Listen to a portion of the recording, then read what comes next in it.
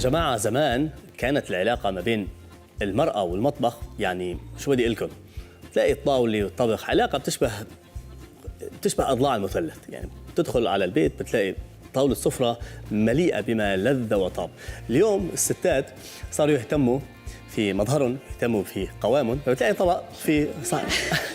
أنا وصلت، سوري على التأخير. أهلا أهلا أهلا. جبت لك معايا السلطة. كيفك أحلام؟ الحمد لله بخير، أنت شو أخبارك؟ وسهلا. الله يسلمك. منورة بلوجرز كيتشن. شكرا ثانك يو. أنا لسه كنت رح كمل عن السلطة. أيوة. ولكن خليني أعرف المشاهدين يا جماعة، اليوم ضيفتي الإعلامية وأول مؤثرة في الإمارات العربية المتحدة من الجزائر، أحلام عموري. أهلا وسهلا فيكي، نورتي استوديو بلوجرز كيتشن. يا هلا فيكي. بنورك. محضرتي لي سلطة كمان؟ شوف الصراحة ما حضرتهاش. طلبتها. طلبتيها؟ طب ليش؟ طلب اوردر. ما في وقت؟ لا شوف، أنا نعرف ندير السلطة، ولكن هذه المرة طلبتها لأنه كنت جدا جدا تعبانة. بس أنت كثير بتحبي السلطة وبتحضري سلطة بالبيت. أكيد نعرف نديرها، بس صح الله غالب. بعدني بحكي لكم أنا طيب بتعرفي أنت كمان تطبخي، يعني المطبخ الجزائري كمان مطبخ عريق. أكيد عريق والأول عالميا. ما شاء الله. وفي طبخات بتاخذ وقت تحضير، يعني تحضير وقت، مثلا بتحكي عن عصبان، بتحكي عن عصبان، دوار، الله البوزلوف، شخشوخة، زبيطي، الله الرشتة، الطعام. ما شاء الله ما شاء الله. عندنا. فأنت هي كلها بتعرفي تحضري؟ أنا أعرف نحضرهم. كاين بعد مثلا، يعني أنت شاطرة كثير على السوشيال ميديا بالاكل نفس الليفل. شوف نقول لك الصراحه، كاين بعض الاكلات مثلا، شوف زعما الشخشوخه نعرف نديرها، بصح ما نعرفش ندير الفتات تاعها، نعرف ندير فقط المرقه تاعها، المرق. اوكي. فور اكزامبل كاين اكلات يعني كيما الباطوط، كيما هادو ما نعرف ندير بعض الاشياء. زبيطي نعرف. الطعام ما كاش كيفاش، ما نعرفش كل جمعه. انا سمعت، انا رح اخلي هاي السلطه طبعا، اكيد شكرا كثير، رح اخذها هذه السلطه بعد ما تخلص الحلقه. شكرا. أنا سمعت إنك أنت آخر فترة كنت عم تحضري نوع شوربة حبتيه كثير. خلينا نحكي للمشاهدين بس شو هي الشوربة وليش؟ الشوربة هذه شوربة الكرنب الملفوف. احنا نقولوا له بالجزائري كرومبيط. كرومبيط بالجزائري. كرومبيط بالطاء مش بالتاء. لا بالطاء. احنا عندنا شويه لهجه جميله.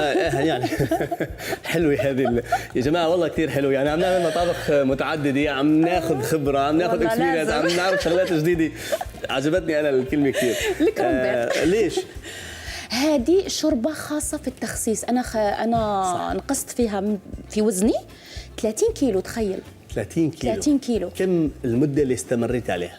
شوف هي تندار يعني لمدة 30 يوم، ثم ترتاح منها 30 يوم، ثم 30 يوم، ثم ترتاح منها 30 يوم. يعني ما نقدرش نديرها شهرين على أوكي. لازم نرتاح منها. سبب أنه ما لازمش ترهق الجسم ديالك. صح. لأنه بس هي تشربها، بس هي يعني تاكلها بس هي. أحلام هذه الوصفة كمان علمني عليها شيف ألماني. هم بألمانيا كثير بيستخدموا هذه الوصفة اللي هي شوربة الملفوف أثناء نظام التخسيس. فهي كثير مفيدة. يعني أنا درت دايت ألماني. أنت عندها دايت ألماني وما شاء الله ما شاء الله. خلينا أحلام نعرف المشاهدين على طبقنا لليوم. فأنا ما رح نعمل طبق جزائري طبعا، مش دايرين نعمل طبق جزائري. ماناش دايرين دوكا طبق جزائري، وانا عم بالي راح نديروا كشمه باطوط وكشمه. لا ما راح نعمل لا بطوط ولا زبيطي ولا. راح نعمل اليوم من المطبخ الارميني. راح نعمل كبه ارمينيه.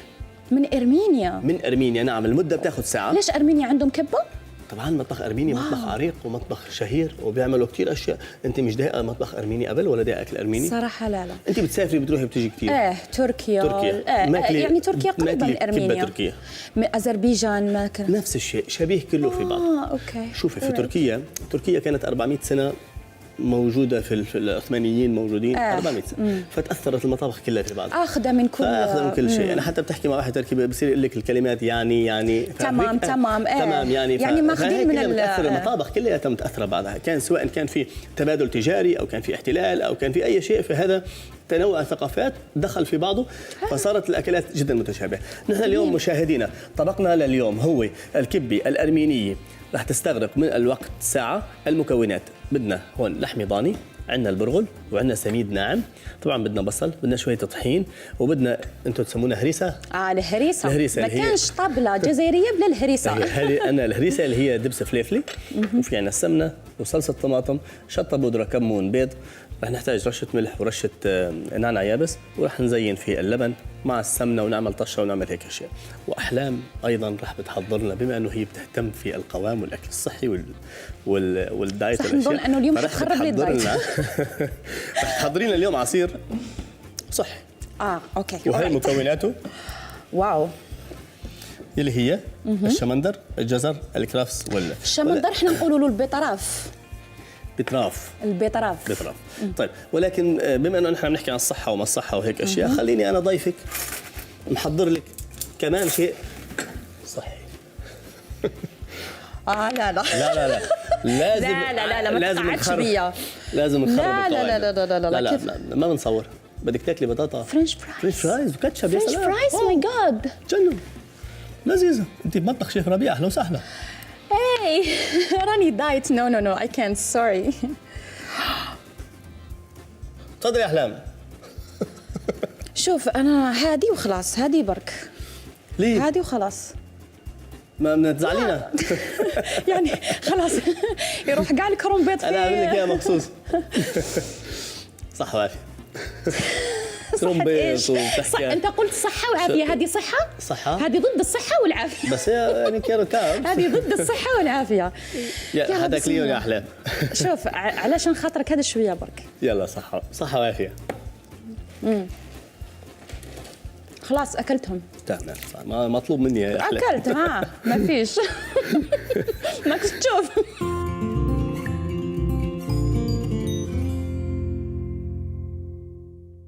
يعد الجوز المزروع في كاليفورنيا والغني بالأوميغا 3 الإضافة المثالية لأي وجبة، فهي صحية وذات مذاق رائع، ويمكنك إضافتها إلى السلطات وأطباق المعكرونة والآيس كريم والمزيد. يزخر موقعنا الإلكتروني بمعلومات عن كيفية استخدام جوز كاليفورنيا في وصفاتك المفضلة. استمتع بوجبة خفيفة مغذية في أي وقت من اليوم مع النكهات اللذيذة لجوز كاليفورنيا.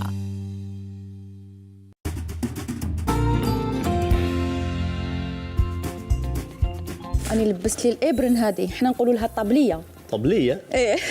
لا، نحن الطبلية عندنا طبلية قطعة خشب، وإذا واحد هيك يعني ما بيقدر يطول شيء بيحط الطبلية وبيطلع عليها.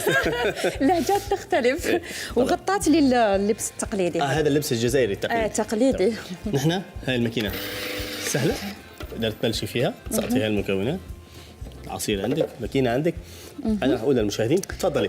يعني راح نعمل الجوس الحالي؟ إيه. اوكي.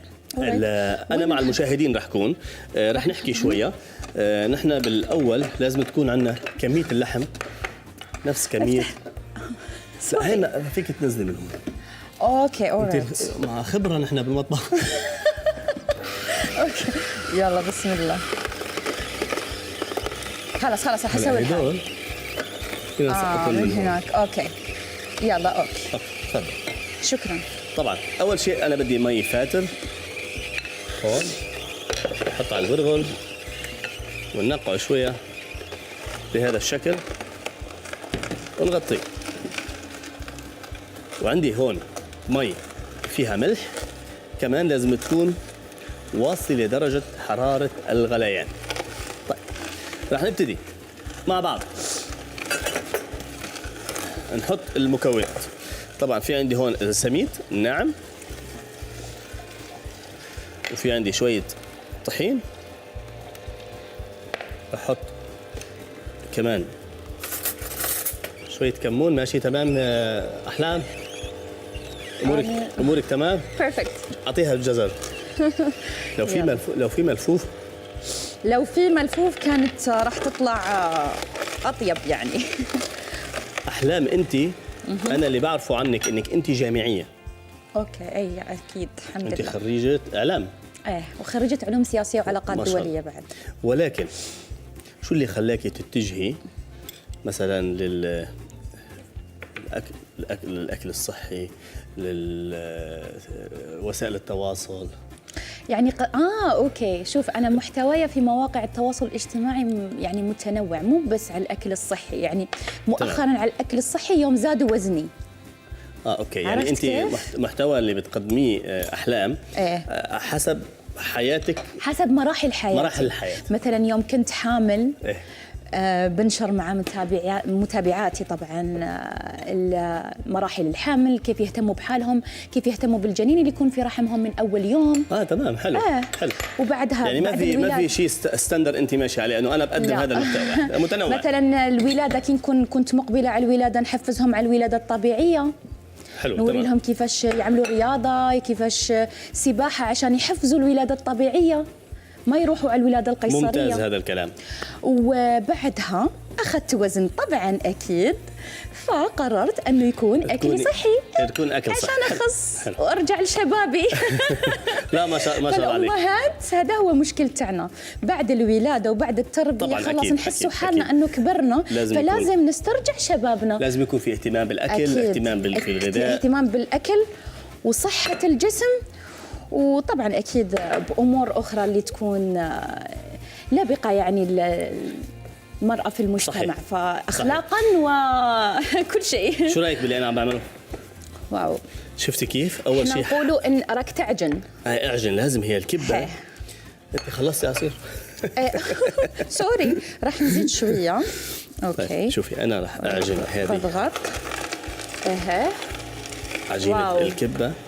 ديجا الريحة خيالية. شو حطيت البهارات؟ هاي البهارات حطينا الشطة، حطينا الكمون، حطينا الشطة الناعمة، حطينا رشة نعناع، حطينا كمان هاي نزود شوية ملح. هلا شوفي، كل حدا في عنده طقوس بحياته، سواء كان بيشتغل، سواء كان بيطبخ. صح. أنا مثلا إذا كنت مزاجي هيك رايق كتير بطبخ وبغني. صح. فأنت شو مزاجك في المطبخ؟ أنا كي يكون مزاجي رايق، أو حتى ما يكونش رايق نريقه. طب هلا رايق كيف؟ لا كي يكون سوري كي يكون مزاجي ماهوش مليح، ما هو يعني مزاجك مش كويس، يعني مش كويس. تشتغلي على تحسين المزاج. اوكي، بشتغل على تحسين مزاجي. شلون؟ نغني ولا نهدر مع روحي، نتكلم مع نفسي، يعني بتكلم مع نفسي كل اللهجات. اوكي، بتحكي مع تخيل حتى نحصل نفسي متكلمه مع نفسي مصريه، اتكلم مع نفسي خليجي. شو بتغني؟ بغني. غني لنا شيء. نغني لك. اي انت عم تشتغلي هيك وتحضري هيك، انا بعمل الكبه وحضر. اول اغنيه جت في بالي شو هي؟ يا مرمان الهوى ونعسنا واللي شبكنا يخلصنا، يا مرمان الهوى ونعسنا واللي شبكنا يخلصنا، اللي شبكنا يخلصنا واللي شبكنا يخلصنا. يا عين عليك يابا شغل بالي. خلاص. شايفي أحلام؟ نحن بنعمل الكبة بهي الطريقة. طبعا هي مش محشية لأنه فيها كمية لحم كويسة. نجي نسقطها في المي بهذا الشكل ونخليها تطهى في الماء المغلي. انت راح تعملي تحدي صغير. اي والله، اللي هو راح تقطعي الاناناس بالخيط بشكل متساوي ومتوازي. بالخيط بشكل شو؟ بشكل يعني يكون جميل ان شاء الله. اوكي. بالخيط. انا هيك خلصت. بالموس ويا ربي اذا بالموس. يعني بالسكين. بالموس. نحن بعد في بتقولوا موس صح؟ ما بنقول موس. بالسكين احنا نقولوا الخدمي الموس. انا كمان راح اقطع في 30 ثانية بيني وبينك. اوه رايت، ويت بس كيف يعني شلون؟ بهذه الطريقة ولا بهذه الطريقة ولا كيف؟ مثل ما بدك انت. اهم شيء الشكل يكون كويس. لا ما فهمت، يعني يكون قطع ولا 30 ثانية والمخرج رح يعطينا الوقت. شلون كيف؟ ونبتدي 1 2 3. أنا البطاطا ونحير فيها.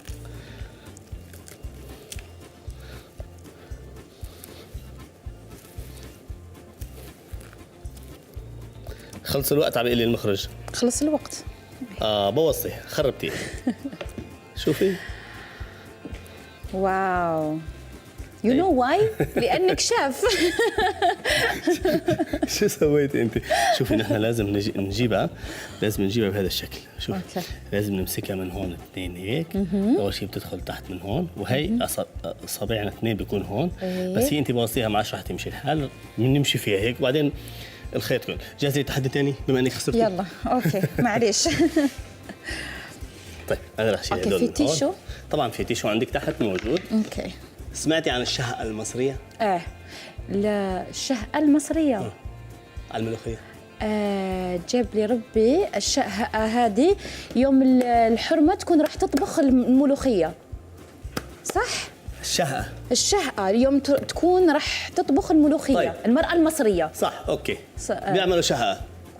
تعمل شهقة على اساس انه عشان عشان الملوخيه تجي باش الملوخيه تجي بنينه طيبه. طيب فهذه معتقدات يعني. التحدي اوكي كالتالي. اوكي اقل من دقيقه. اوكي. عندك هذا الثوم. اقل من دقيقه وش ندير؟ ايه وعندك هذا الكزبره. شو بعمل؟ بدك تقشري الثوم تفرميه ناعم وتحطي، وعندك تحطي بتعرفي شو بينحط على الكزبره ولا كمون بينحط على الملوخيه؟ كزبره ناشفه. يس كزبره ناشفه. انا كنت راح اغششك، راح احط لك لا كزبره لا كزبره بزبله. الوقت راح يبتدي. عندك الثوم ابتدي. يلا بسم الله. العداد شحال بنحبها لو بدك تلبسي قفاز فيك تلبسي عشان ضوافرك، لو حبيتي لو ما حبيتيش. ما كان ضوافري ما والو عادي. بس الوقت ابتدى. كم بنحبها؟ والعداد بيعد. كم بنحبها؟ عشان تعملي الشهقة المصرية شيء يكفي. بالطريقة الجزائرية. كاش 4 سنينات. الشهقة المصرية في الطريقة الجزائرية. احنا نقول لهم سنينات. 4-5 حبات توم بيكفي. اوكي. يلا تقولي اقل من دقيقة يقشروا الناس التوم. هاي 4 يكفوا. اعملي بعد واحد. اعملي واحد بعد واحد. هذا ثاني قزبرة. هلا انت عندك الكزبره الثانيه والثوم ما فرمتيه. بس الكزبره قلت لك لازم تكون ناشفه. ولكن هاي لك الكزبره الناشفه. هاي لك. هذه هي صح؟ الكزبره الناشفه. ايه اوكي رايت. انت شوفي انت فيك تميزي فيه. هي شو هاي هذه كمون. لا برافو عليك يا خلص الوقت. خلص الوقت. يعني هذه الكزبره. خلص الوقت وانت خسرتي التحديات. رايت.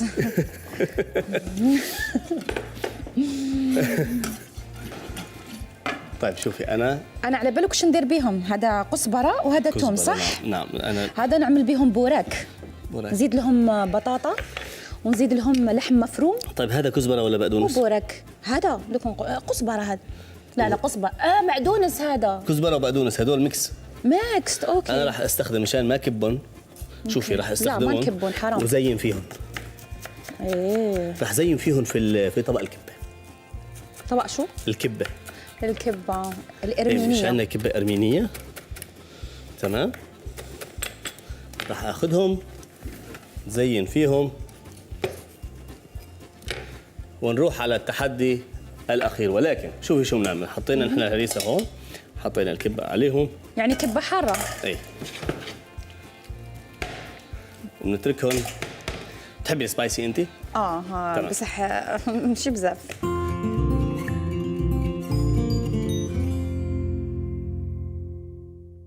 يعد الجوز المزروع في كاليفورنيا والغني بالأوميغا 3 الإضافة المثالية لأي وجبة، فهي صحية وذات مذاق رائع، ويمكنك إضافتها إلى السلطات وأطباق المعكرونة والآيس كريم والمزيد. يزخر موقعنا الإلكتروني بمعلومات عن كيفية استخدام جوز كاليفورنيا في وصفاتك المفضلة. استمتع بوجبة خفيفة مغذية في أي وقت من اليوم مع النكهات اللذيذة لجوز كاليفورنيا.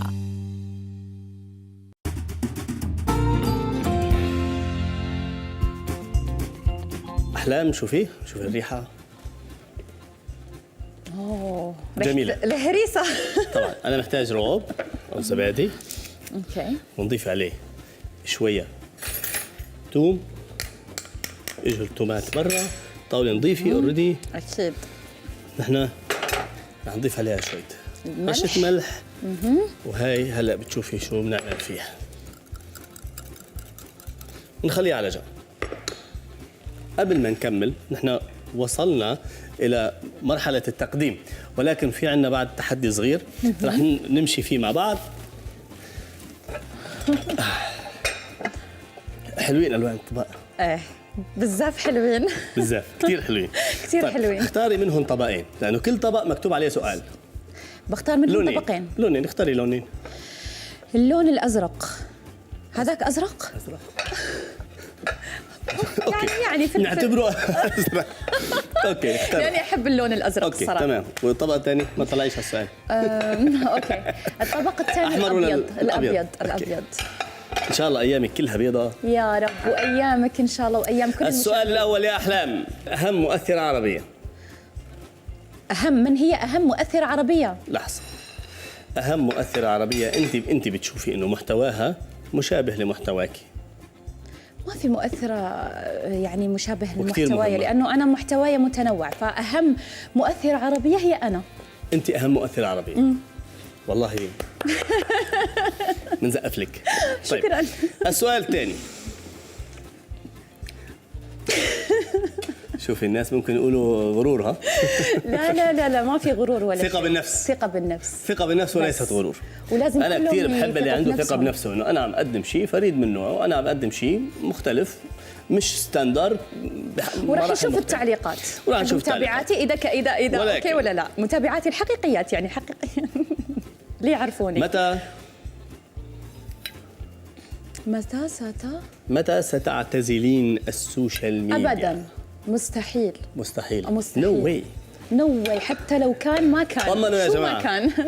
طمنوا يا جماعة عليك. وهي السمنة كمان صارت عندنا سخنة. أحلام، جمهور أحلام اطمنوا. أنا معاكم ما رح الزمن تعتزل، طويل. رح تضلها معكم. وعلى فكرة كثير أنا بحب هاي الصراحة. صريحة جدا. أنا حتى مع يعني تعرف المجتمعات تاعنا العربية. نعم. وكيف والمرأة، حتى مع أهلي قلت لهم أبدا مستحيل. هذا أهم بارت يلي هو التقديم. شوفي الحلقة، بتصدقي مرق الوقت هيك سريع.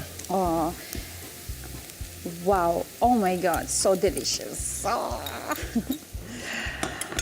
بتحبي الأكل وزينة الأكل، بحب بتهتمي الأكل. بأطباق بتقدميها لأولادك في البيت. أكيد أكيد أكيد. واو.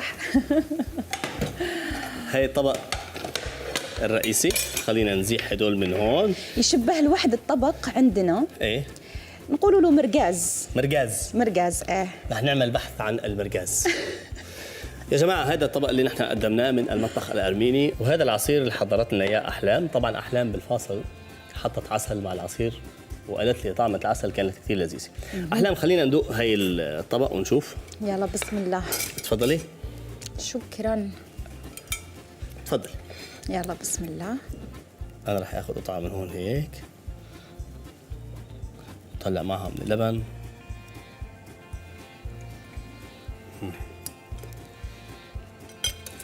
بسم الله.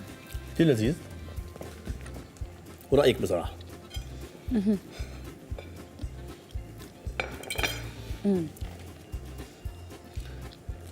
كتير طيب وسبايسي. سبايسي. اللي يحبوا سبايسي يعني الحار يعملوا الهريسة. والروب شوية يهدي كمان. بيهدي هو الروب. اللي اللي ما يحبش الحار ما يديش. وتعرف أنا شوف شو قلت لك، على الشكل يبان على أساس مرقاز صح. بس الذوق في أكلة جزائرية اسمها تيكور بابين. الذوق وكأنه تيكور بابين. شو اسمها؟ تيكور بابين. تيكور بابين. إيه. اوكي. هذه من منطقة القبائل يعني. تحبي توجهي كلمة للمشاهدين، لمتابعينك، لأنه نحن وصلنا لنهاية الحلقة اليوم، فتفضلي كاميرا معي. نقول لهم شكرا لكم اللي راكم في حياتي واللي بفضلكم اللي راني هنا.